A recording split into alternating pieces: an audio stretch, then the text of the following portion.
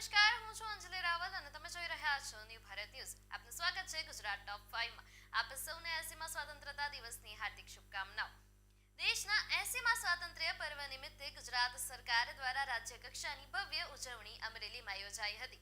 અમરેલીના police parade ground ખાતે આયોજિત મુખ્ય સમારોહમાં મુખ્યમંત્રી ભૂપેન્દ્ર પટેલે રાષ્ટ્રધ્વજ ફરકાવી ધ્વજવંદન કર્યું હતું અને તિરંગાને સલામી આપી હતી.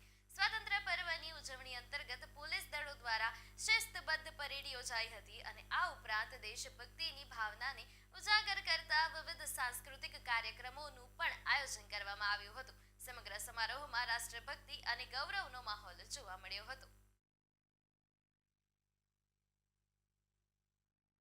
ગાંધીનગર સ્થિત ભાજપના પ્રદેશ કાર્યાલય કમલમ ખાતે 80મા સ્વાતંત્ર્ય પર્વની ભવ્ય અને ગૌરવપૂર્ણ માહોલમાં ઉજવણી કરવામાં આવી હતી. રાષ્ટ્રીય પર્વ આપણે સૌ સંકલ્પ કરીએ વિશ્વકર્માના હસ્તે શાનથી રાષ્ટ્રધ્વજ ફરકાવી ધ્વજવંદન કરવામાં આવ્યું હતું.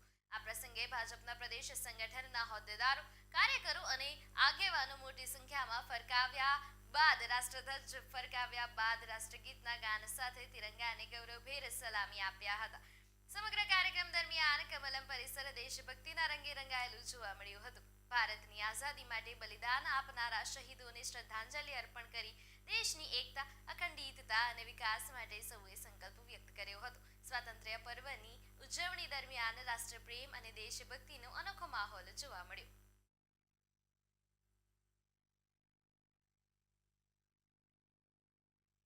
સંસ્કારી નગરી વડોદરામાં 80મા સ્વાતંત્ર્ય પર્વની ભવ્ય અને ગૌરવપૂર્ણ માહોલમાં ઉજવણી કરવામાં આવી. રાષ્ટ્રીય પર્વ નિમિત્તે નાયબ મુખ્યમંત્રી હર્ષ સંઘવીએ રાષ્ટ્રધ્વજ ફરકાવી ધ્વજવંદન કર્યું હતું. પોલીસ જવાનોની શિસ્તબદ્ધ પરેડ અને રાષ્ટ્રગીતના ગાન સાથે તિરંગાને ગૌરવભેર સલામી આપવામાં આવી હતી. સમગ્ર કાર્યક્રમ દરમિયાન વડોદરામાં દેશભક્તિનો માહોલ છવાયો હતો અને આ પ્રસંગે મજબૂત અને વિકસિત ગુજરાતના નિર્માણમાં સૌને સહભાગી બનવા અપીલ કરવામાં આવી હતી.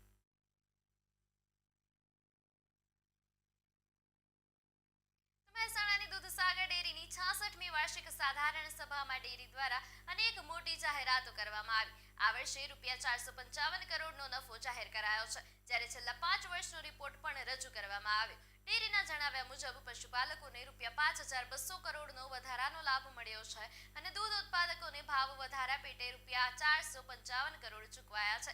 ડેરીનું ટર્નઓવર 5 વર્ષમાં ₹4031 કરોડ વધીને ₹9043 કરોડ થયું છે.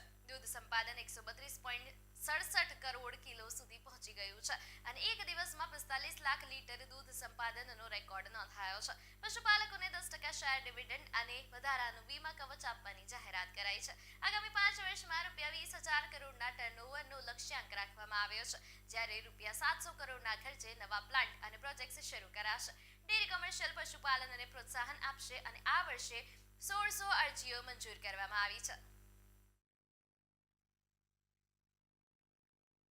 પોરબંદરમાં શ્રીરામ સી સ્વિમિંગ ક્લબના યુવાનો દ્વારા દરિયામાં જઈ તિરંગો લહેરાવી દેશભક્તિનો અનોખો સંદેશ આપવામાં આવ્યો છે. 25 વર્ષ જૂની પરંપરા જાળવી રાખતા યુવાનો વહેલી સવારની ઠંડી અને દરિયાના મોજાની પરવા કર્યા વિના સમુદ્રમાં ઉતર્યા હતા.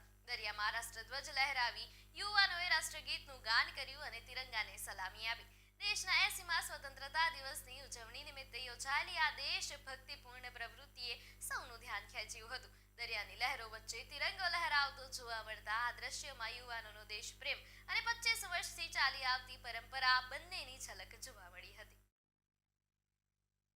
સ્ક્રીન ઉપર તમે જોઈ શકો છો કે પોરબંદરમાં આ તિરંગો જે છે એ દરિયાની વચ્ચે જઈને લહેરાવવામાં આવ્યો હતો. તો 25 વર્ષ જૂની પરંપરા જળવાઈ રહી છે અને ઠંડી અને મોજા વચ્ચે યુવાનોનો જુસ્સો કાયમ છે. તો દરિયામાં રાષ્ટ્રગીતનું ગાન કરાયું હતું અને ત્યારબાદ તિરંગાને યુવાનોએ સલામી આપી હતી. સી સ્વિમિંગ ક્લબ જે છે એમના દ્વારા આ સરસ ઝુંબેશ હાથ ધરવામાં આવી હતી, જેમાં સ્વતંત્રતા નિમિત્તે પોરબંદરમાં દરિયામાં તિરંગો લહેરાવ્યો હતો.